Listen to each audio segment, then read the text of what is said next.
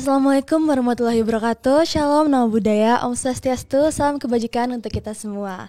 Halo, selamat siang Lawmates. Kembali lagi di Honor Law, podcastnya anak hukum yang pastinya selalu up to date dan menginspirasi. Nah, di episode kali ini bersama saya Dian Kirana, yang hari ini tentunya aku gak sendiri, dimana ditemenin oleh seorang wisudawan terbaik berprestasi Eva Uner 2025, yang katanya sih bukan cuma otaknya aja yang encer, tapi dedikasi dan juga semangatnya itu bener-bener bikin kita malu nih kalau kita mager-mageran. Nah, jadi langsung aja please welcome Kak Leonie Amanda Mutiara Siotang sebagai lulusan berprestasi Eva Uner periode April 2025.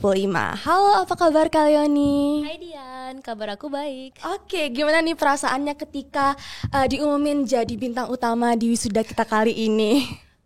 Perasaan aku sih tentunya bangga banget, dan aku juga bersyukur karena waktu aku awal masuk kuliah itu aku pernah janjiin papa mamaku bahwa nanti waktu wisuda papa mamaku duduk di kursi VIP. Nah, jadi karena terpilih jadi wisuda berprestasi, mimpi itu kewujud. Ya ampun, terharu banget dengernya. Aduh, aku juga ngerasa beruntung banget bisa ngobrol sama kalian nih di sini. Jadi kayak waktu baca profilnya kalian ini ya, aku ngebaca kayak, aduh ini kakaknya kapan sih tidur? Kayaknya sibuk, pengalamannya banyak, prestasinya banyak, ikut Mood Court International kalau nggak salah ya kak. Itu super duper keren. Kalau boleh tahu, ini kan senyumannya juga cerah banget ya. Itu tips atau rahasianya kira-kira apa sih kak?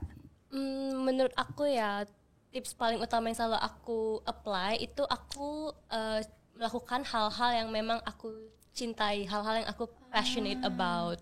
Nah, karena menurutku kalau misalnya kita nggak passionate tentang sesuatu, itu pasti hasilnya nggak akan maksimal. Kalau misalnya kita ngerjakannya terpaksa atau karena FOMO doang gitu kan, jadi hasilnya pasti nggak maksimal menurut aku. Oh, berarti kunci rahasianya itu adalah passion ya kak ya. Passion. Jalanin dengan seneng nih teman-teman, bisa di take notes. Oke, kita coba flashback deh ke awal-awal tahun nih pas jadi maba. Pernah nggak sih kepikiran buat akhirnya ada di posisi kita kali ini gitu? Jujur gak pernah kepikiran ya, soalnya aku juga dulu belum ada rencana, gak pernah ada rencana kuliah FH. Wah, iya. Terus bisa diceritain lebih lanjut nggak kak? Dulu itu kan aku anak IPA ya, jadi sebenarnya rencana itu masuk kedokteran, tapi end up di FH gitu. Jadi sebenarnya aku nggak tahu kalau ada Mood Court International gitu. Wah, ya ampun, ternyata emang asiknya di sini ya kak. Iya. Oke. Nah, aku juga sempet nih teman-teman baca dari profilnya Kak Leonie sendiri itu bahwa kalian pernah bilang mahasiswa berprestasi itu bukan soal piala ataupun nilai ya kak. Itu berarti kita harus take notes di passion dan tanggung jawab. Bisa ceritain lebih dalam nggak sih soal itu kak? Menurut aku ya, untuk bisa mencapai suatu prestasi yang besar itu kita pertama perlu passion, tapi yang kedua juga perlu tanggung jawab, karena biasanya proses untuk meraih prestasi itu kan panjang, waktunya nggak singkat. Mungkin beberapa orang akan menyerah di tengah jalan atau kayak kehilangan tanggung jawab atau progresnya nggak konsisten. Jadi menurut aku kalau memang serius ingin mencapai prestasi, harus konsisten dari awal sampai akhir dan harus bertanggung jawab penuh akan hal yang dilakukan. Iya betul, berarti harus passion dan juga tanggung jawab ya dengan keputusan yang pertama. Oke, bagus banget ya. Aku juga salfok sama moto kakak, kalau nggak salah itu seek what sets your soul on fire gitu teman-teman. Nah, kenapa sih moto itu begitu penting untuk kakak ketika menjalani perjalanan akademik kakak? Karena aku dengar ya dari teman-teman sebayaku, mereka saat awal-awal memilih jurusan kuliah itu atau kayak memilih aktivitas mereka itu biasa dipengaruhin oleh teman-temannya atau dipengaruhin oleh orang tua ya biasanya. Nah, sementara kalau aku sendiri, aku selalu memilih apa yang membuat aku merasa terpanggil, yang hal-hal yang aku sukain.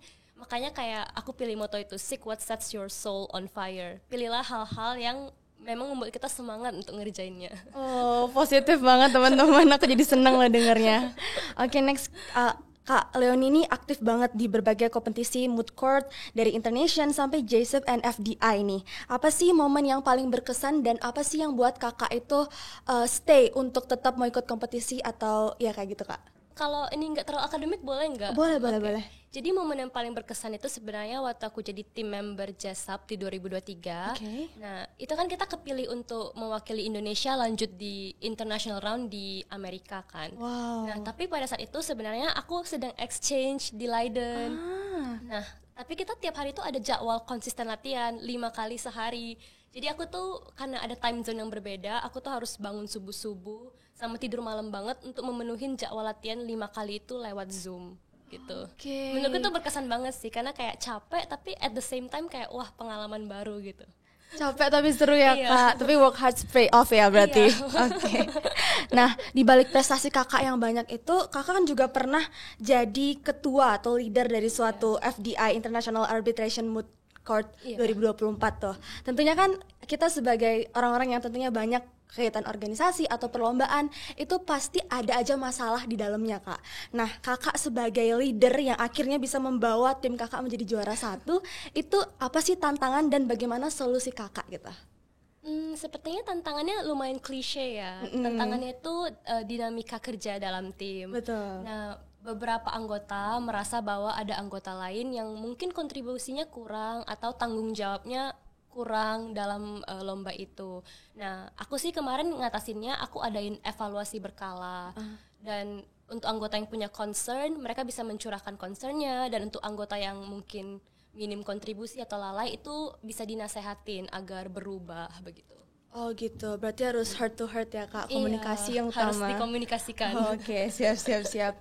Nah, kalau nggak salah Kak Leonie ini juga aktif sebagai coach atau judge moot court. Gimana nih perasaan Kakak ketika membina kita nih sebagai adik-adik tingkat di UNER? Aku senang banget ya, terutama kalau misalnya coaching, karena aku lihat semakin tahun itu semakin banyak yang interested di international moot court. Jadi aku coachingnya selalu enjoy banget sih, dan aku memang senang berbagi tips and trick atau kayak cara-cara di mooting gitu. Iya. Kita juga pastinya sebagai adik tingkat seneng ya dapat coach kayak Kakak yang super duper positif gitu. Oke. Nah, selain kompetisi akademik itu, Kakak juga sebagai awardee aktif di Genbi atau di BSO kita ya Kak, ILSA chapter UNER sendiri. Itu apa sih pengaruh organisasi-organisasi ini kepada kita? Baik itu mungkin pengalamannya dari mereka yang membentuk kepribadian Kakak kayak gitu. Kalau misalnya dari Genbi sih, itu aku jadi makin ngerti tentang keuangan di Indonesia ya. Karena kan itu mereka fokus di Bank Indonesia dan sering ada seminar-seminarnya gitu. Jadi itu membantu aku secara praktis, I guess, di bidang moneter Indonesia. Kalau misalnya dari ILSA sendiri, itu membangun social skill aku sih, karena aku cuma ikut BSO-nya cuma ILSA doang kan. Jadi kayak kebanyakan selama masa kuliah social skill aku itu dibentuk oleh ILSA.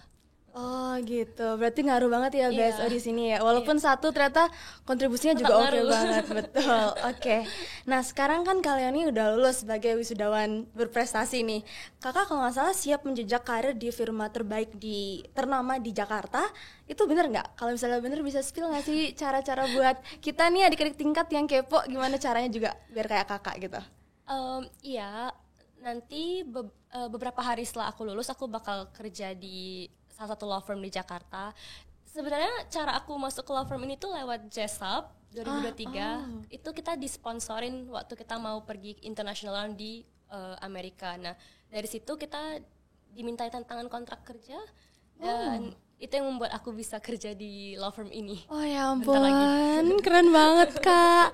Tapi kalau nggak salah aku sempat dengar kalau Kakak tuh pingin di International Trade Law dan punya cita-cita ke WTO ya Kak. Iya. Nah itu tuh keren banget. Kalau boleh tahu itu ceritanya gimana dan mimpi dari kapan sih Kak? Itu sebenarnya mimpinya masih baru banget sih, baru dari tahun lalu. Karena tahun lalu itu aku ikut lomba yang diselenggarakan oleh WTO, namanya John H. Jackson.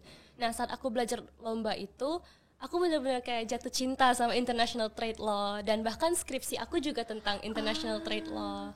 Makanya aku bermimpi suatu saat aku bisa kerja di WTO. Wah keren banget, kita aminin bareng-bareng ya teman-teman, keren banget. Nah boleh nggak sih Kak, kan kita sebagai murid-murid atau mahasiswa yang lagi kuliah, skripsian atau mumet nih masalah pendidikan, capek organisasi, capek kita belajar, apa sih pesan dari kalian nih biar kita selalu semangat terus pantang menyerah gitu?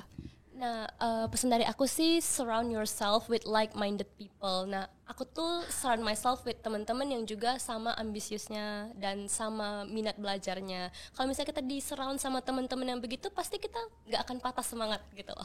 Iya bener banget. Berarti lingkungan itu yang super duper ngaruh ya Semuanya Kak. harus positif. Oke, iya ya harus teman-teman tuh harus di take notes juga. Nah untuk pertanyaan penutup nih terakhir untuk kalian nih, kalau misalnya dikasih kesempatan buat balik sebagai mahasiswa baru, apa sih yang bakal kalian sampaikan kepada Leonie yang sebagai kesatria Airlangga di mahasiswa baru gitu? Dulu tuh aku waktu masih maba kan aku takut banget ya, karena aku nggak tahu apa-apa tentang FH dan aku tuh tiap hari overthinking, bisa nggak ya survive di FH.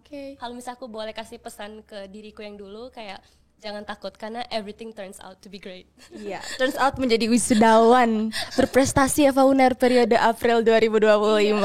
Keren banget. Wah, obrolan kita super duper inspirational banget, dimana kalian nih aku terima kasih banyak karena udah nyempetin waktunya buat ngobrol sama kita, ngebagiin pengalaman, terus semangatnya juga nular. Aku juga merinding dengar ceritanya. Keren banget ya. Semoga kita semua bisa kayak Kak Leonie nih, lulus sebagai mahasiswa terbaik FH UNER.